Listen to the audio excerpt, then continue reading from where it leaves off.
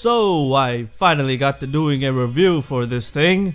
Long overdue, but anyway, welcome back to the channel, guys. We'll be taking a look at the Phantasma today, put it through some tests and see if it is really a fantastic weapon. I know, everyone on the planet who plays Warframe has probably said that and murdered it. It's just part of my script, but anyway, the Phantasma is available to anyone from Mastery Rank 9 and above. It needs a couple of Argon Crystals and 10 Sentient Cores, which aren't that hard to get really. If you're at Mastery Rank 9, you probably should have unlocked Operator Mode and went and killed a couple of Eidolons.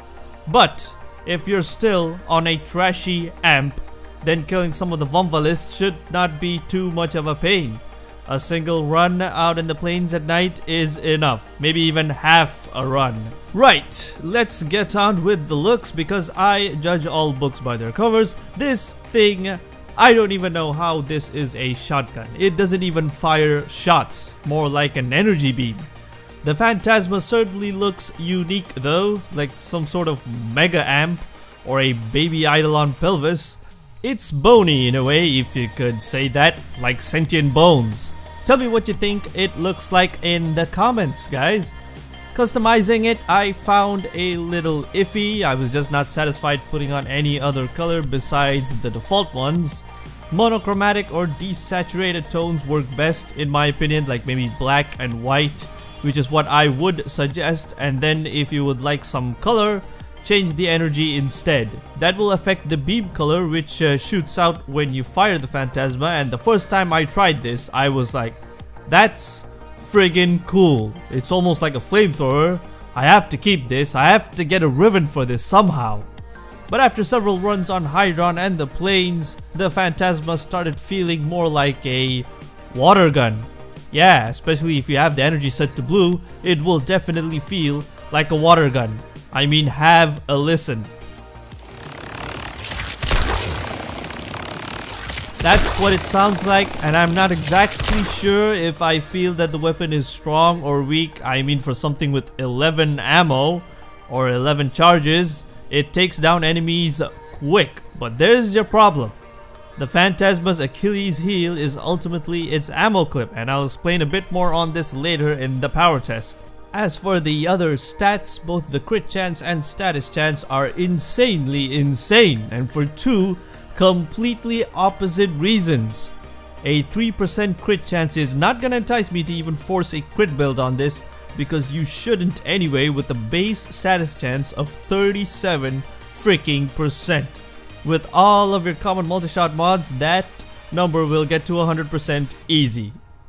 So it's already obvious to go for more of a status build with this one, also considering that the weapon deals innate radiation damage and no physical damage apart from impact.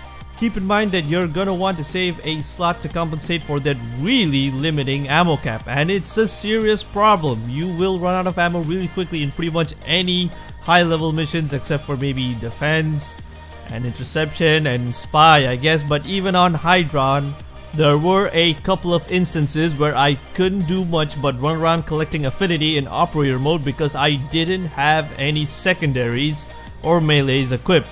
It didn't happen too often, but it happened. And it happened again in the power test, guys. Despite the Phantasma having a seemingly decent DPS of 900, it was a massive pain to test. Pretty much failed against a level 30 Nox. All these weapon tests are with unmodded weapons, of course, but still, with innate radiation damage, this thing should have taken down the Nox no sweat. At least before it ran out of ammo, because it actually did run out of ammo during the test. 275 total charges may look large, but if you're firing harder than your actual ammo cap, 12 charges per second when you only got 11 per clip or reload, that means you got about 23 seconds of firing. If a weapon takes more than 23 seconds to kill a level 30 Nox in this test, then it's kind of a fail.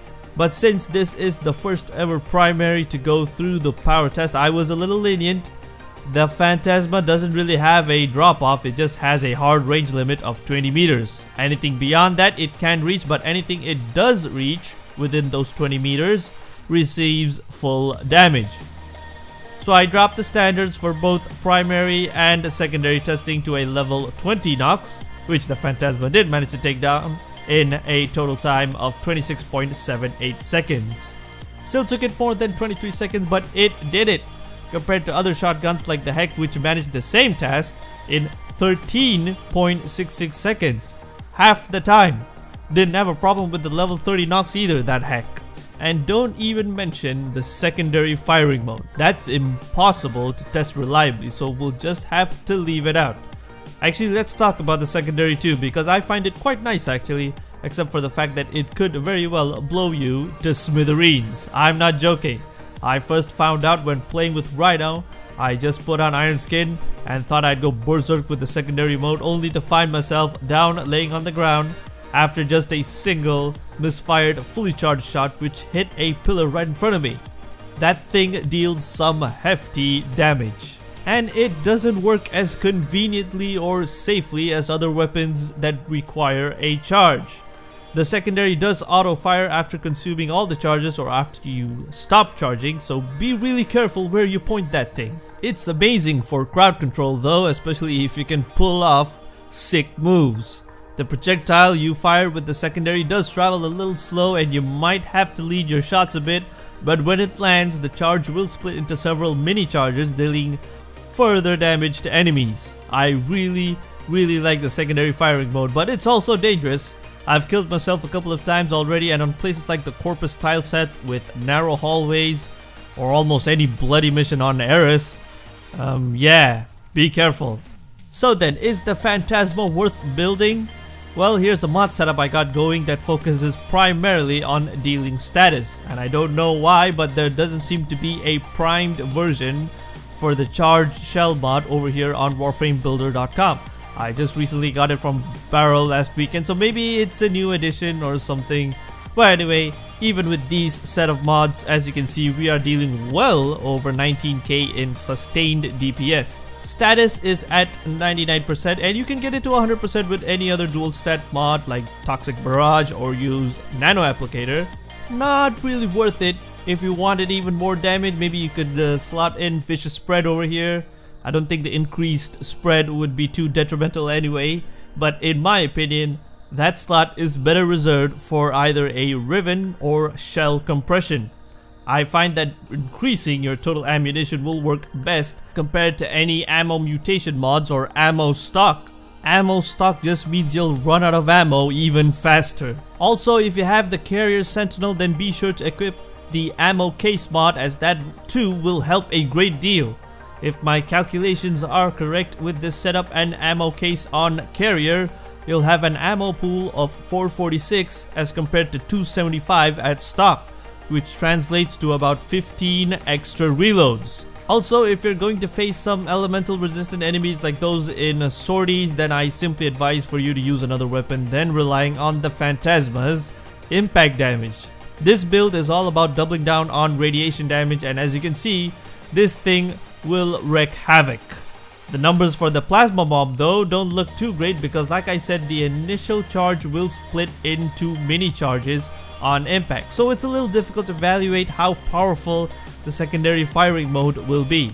I imagine it would be pretty damn powerful still, and you shouldn't really need to use it too often, even though it's fun to blow up everything, including yourself. Also, has anyone tried this for Eidolon hunting? Surely it won't be the new best thing, but I think it would be okay. Let me know down in the comments about what builds you've tried and what you feel could be replaced in the setup I got going over here.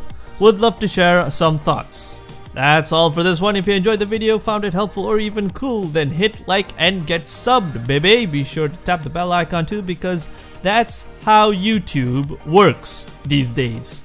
Tons of super awesome content over on the Instagram page, links down in the description. See ya guys in the next video.